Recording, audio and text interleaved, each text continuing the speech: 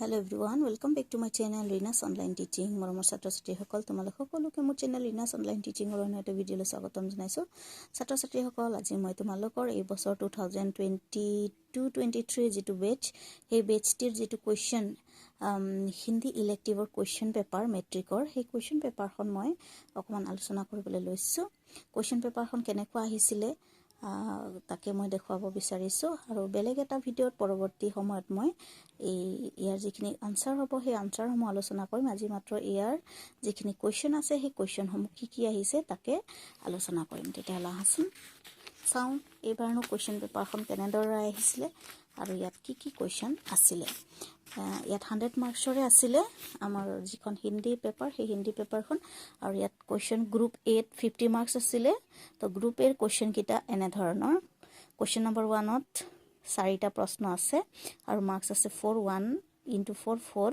তো ইয়াত কৈছে নিম্নলিখিত প্ৰশ্নকে उत्तर पूर्ण वाक्य में दो जे तলত দিয়া প্ৰশ্নসমূহৰ উত্তৰ সম্পূৰ্ণ বাক্যত দিব লাগে ইয়াত ক নম্বৰ প্ৰশ্নটো হৈছে কবীর दास के अनुसार पंडित कौन है ख प्रश्न मीरा ने अपने मान रखने के लिए प्रभु से क्या प्रार्थना की है ग प्रश्न रामवृक्ष बेनीपुरी जी के द्वारा विरचित पंडित पाठ का नाम क्या है और घ प्रश्न तो है छोटे जादूगर ने जिस मैदान में जादू का प्रदर्शन किया था उसका नाम क्या था तो ऑब्वियसली आंसर हम तुम्हारे निश्चय जाना रामवृक्ष बेनीपुरी द्वारा रचित पाठটিৰ नाम आছিলে नीप की ईट ठीक তেনেকে छोटे जादूगर जिखन मैदानत खेल देखाइছিলে সেই मैदानখনৰ নাম আছিলে কাৰ্নিভেল তো এনেদৰে সম্পূৰ্ণ বাক্যত প্ৰশ্নসমূহৰ উত্তৰ দিব লাগিব তাৰ পাছৰ 2 নম্বৰ প্ৰশ্নটো আহিছিলে নিম্নলিখিত প্ৰশ্নকে উত্তৰ সংক্ষেপ में दो ইয়াত 2 মাৰ্কস কে থাকিব আৰু ইয়াত 18 নম্বৰ আছে 2 into 9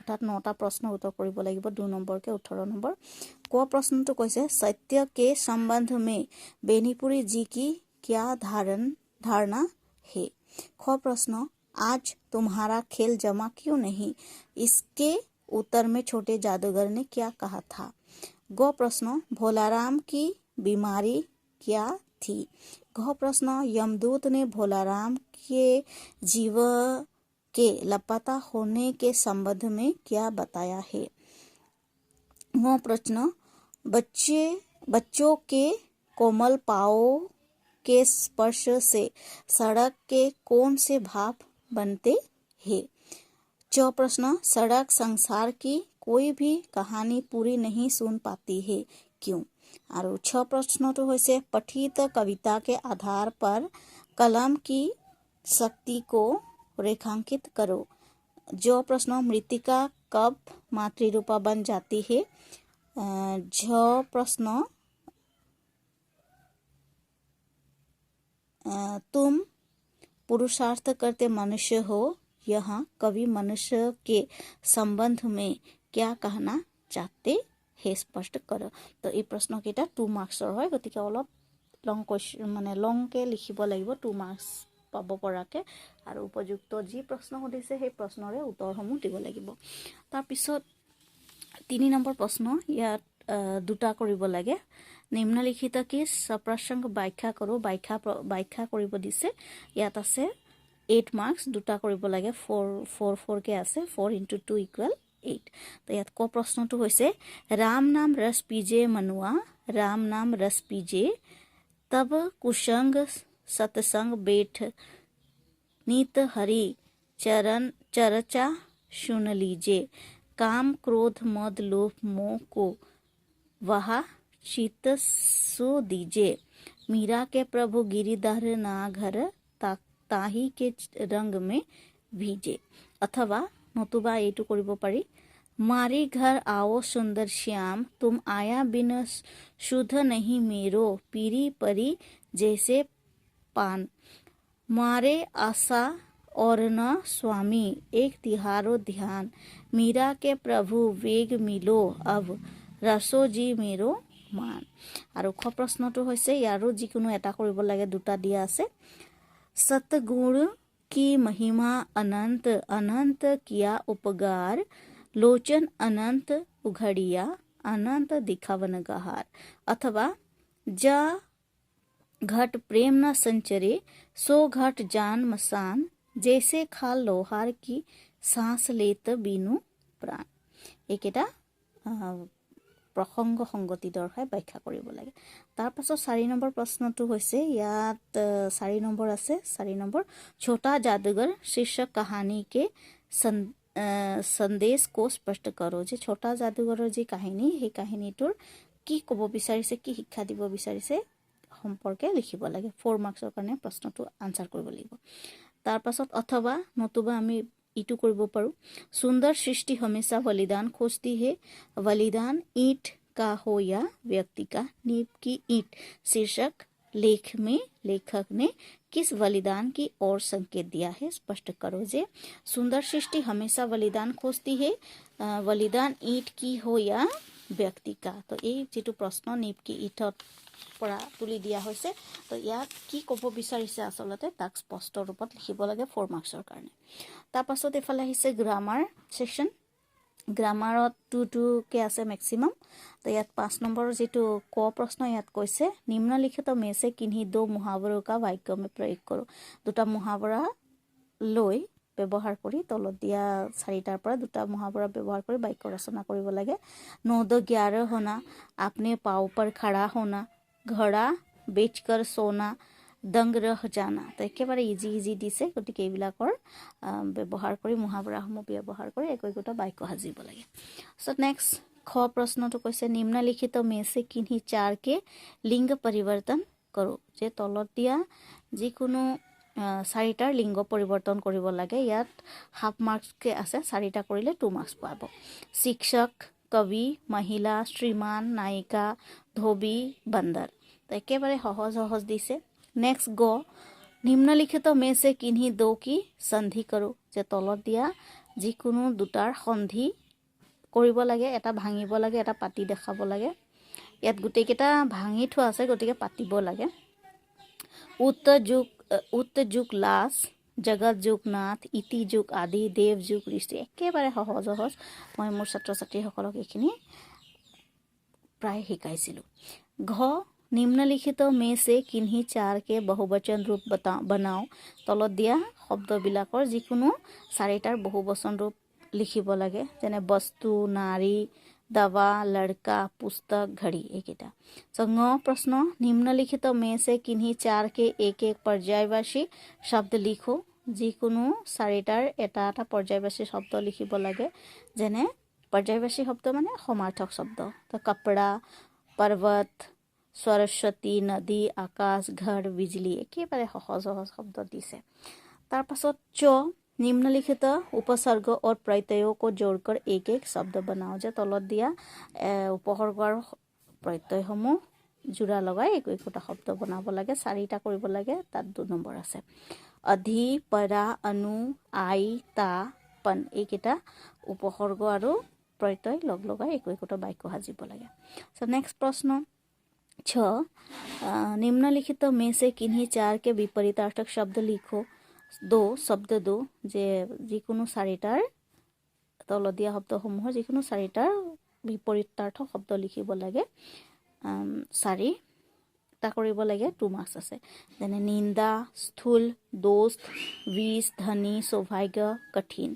তাৰ পাছত জ প্ৰশ্নটো হৈছে নিম্নলিখিত में से किन्हीं 2 वाक्यों को शुद्ध करो। তলত দিয়া 4টা বাক্য দিয়া আছে, অশুদ্ধ হৈ আছে, সেই বাক্যসমূহ সম্পূৰ্ণ কৰিব লাগে, মানে শুদ্ধ ৰূপত লিখিব লাগে।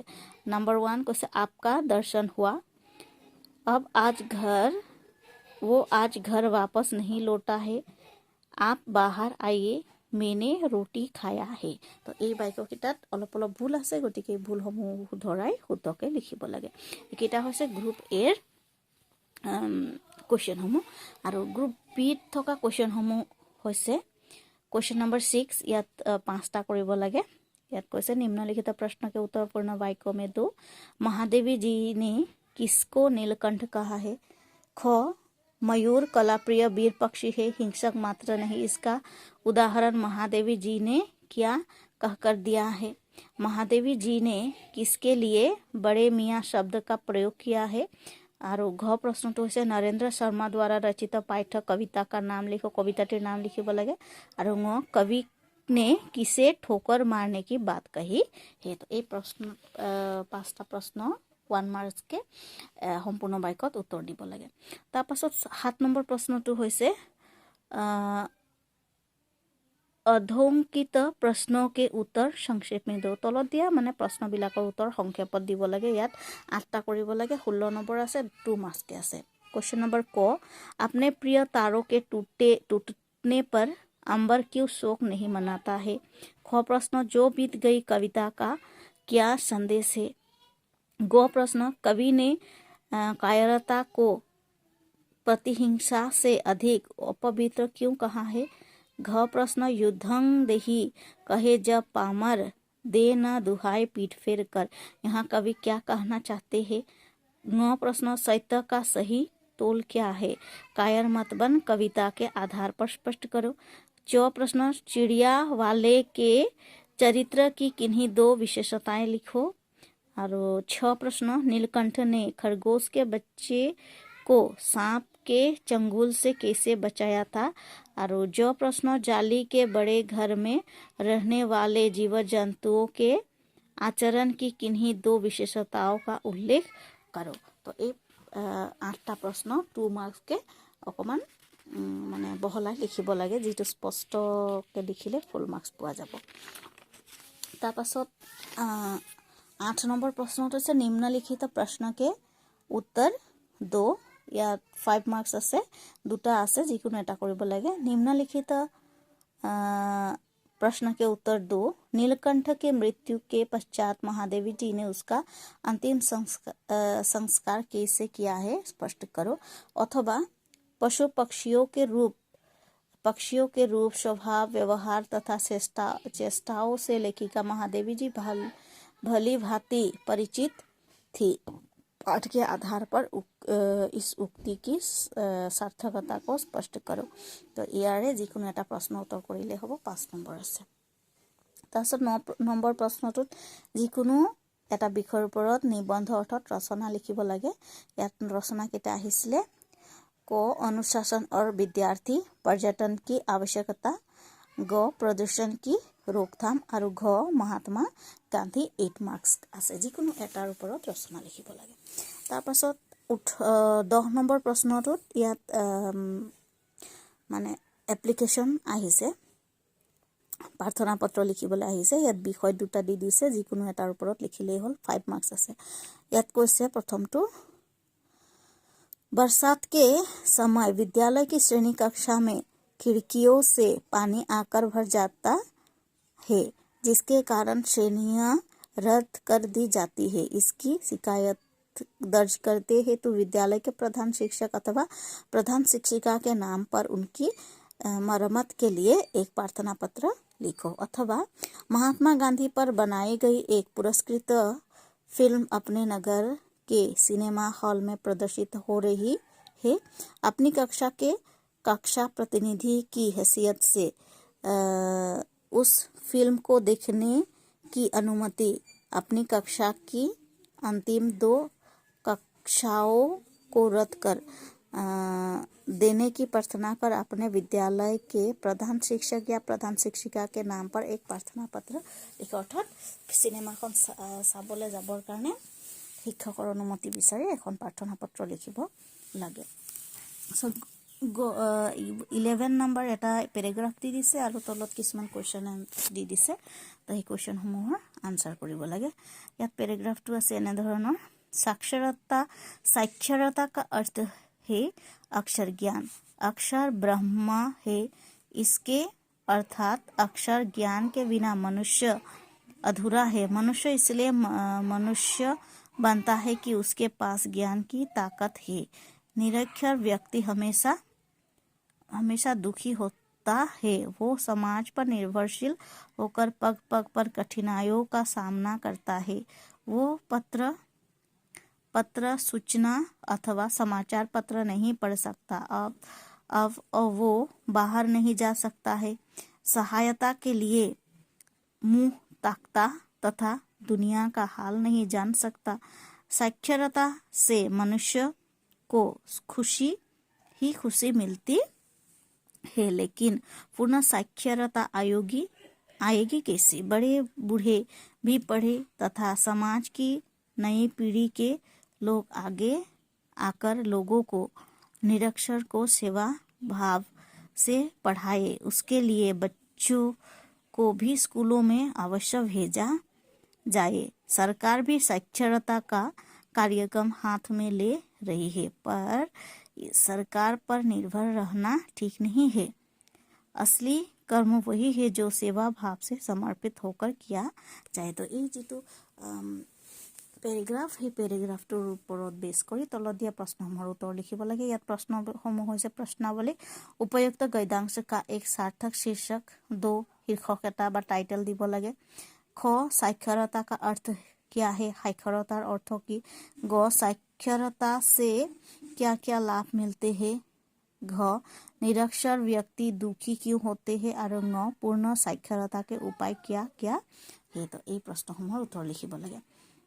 12 নম্বৰ লাষ্ট প্ৰশ্নটো হৈছে নিম্নলিখিত বাক্য का अनुवाद हिंदी में करो। इंग्लिशत কিছুমান বাক্য দিছে, ইয়াত 5 মাৰ্কস আছে, 5টা বাক্য আছে, ইয়াৰ হিন্দীত অনুবাদ লিখিব লাগে। A. Hindi is the official language of India. B. It is also regarded as the national language of the country. C. It is spoken by a large number of people of India. D. Hindi is a simple and rich language. আৰু ই হৈছে I can speak Hindi very well. তো এইকেইটা প্ৰশ্নই এইবাৰ 2022-23 মেট্ৰিকৰ যিখন হিন্দী ইলেক্টিভত কাৰণে আহিছিলে। গতিকে আশা কৰিছোঁ আমাৰ ছাত্ৰ ছাত্ৰীসকলে খুব ধুনীয়াকৈ প্ৰশ্নসমূহৰ উত্তৰ কৰিছে।